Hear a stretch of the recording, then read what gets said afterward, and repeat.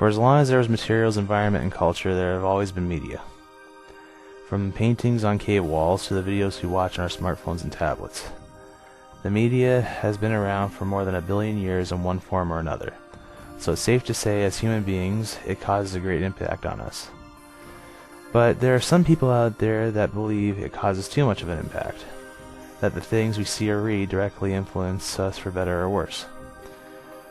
I am here to say that it's all bullshit. Now, it is true that many people can get inspired by the things they see or read about, even use the knowledge they gain from them to do various things. But it's not a direct influence, and I'll tell you why. For starters, though the media has been around for a long time, it wasn't there at the start. Whether you believe in God, Darwin, or the flying spaghetti monster, one thing you all can agree on is that the first humans were not very smart. How could they be? They just came about, and before meeting one another, they thought they were the only ones of their kind. The only thing that can influence them is each other and the surrounding environment, which in turn creates culture. Small, but culture nonetheless.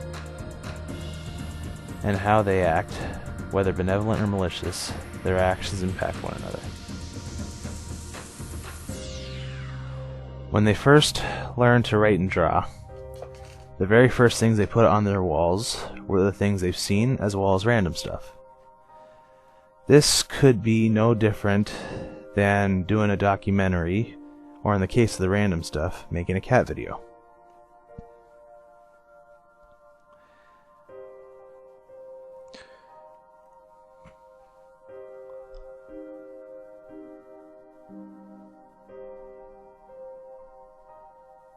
When they perfect their technique, as time goes on, even the random stuff they draw end up being a coherent story.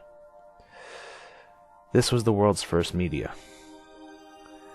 Now, because at the time, travel has not evolved from using their own feet, pop culture has yet to exist.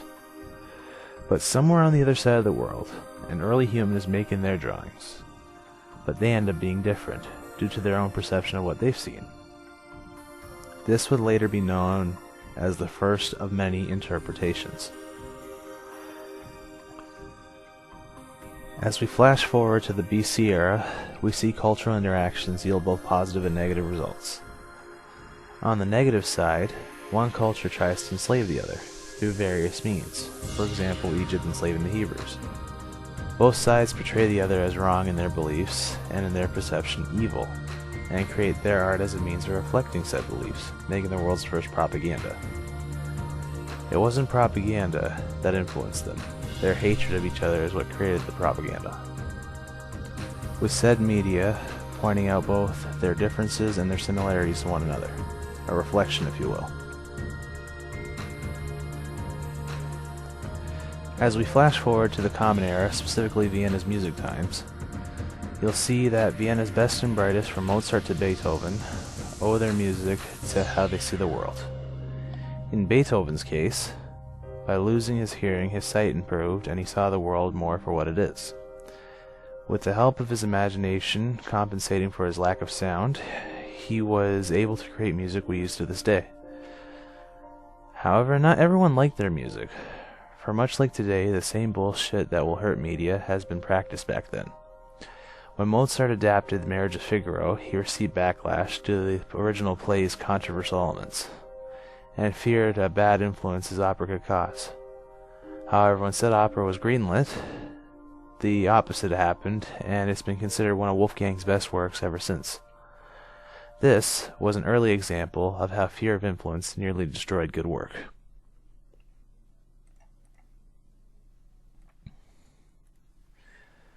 Now let's fast forward to the 20th and 21st century.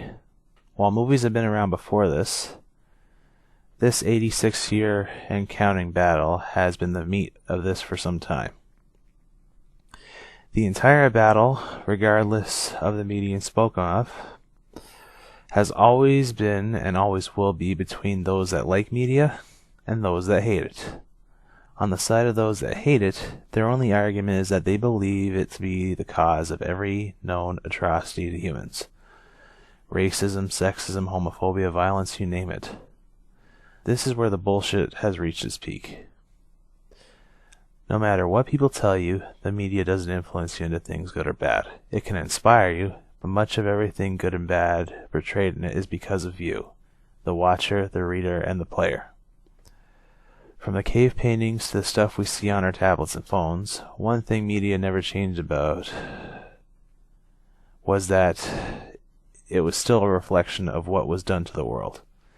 It's an electronic mirror, reflecting everything it sees. When someone makes a sci-fi story that takes place in a bad future, it's because the writer sees today's world as a rotten place and shows how worse can be.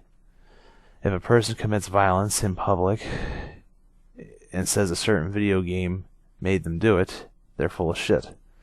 That person or persons involved have always been violent, and all said game did was inspire them to be more creative in their own violent urges.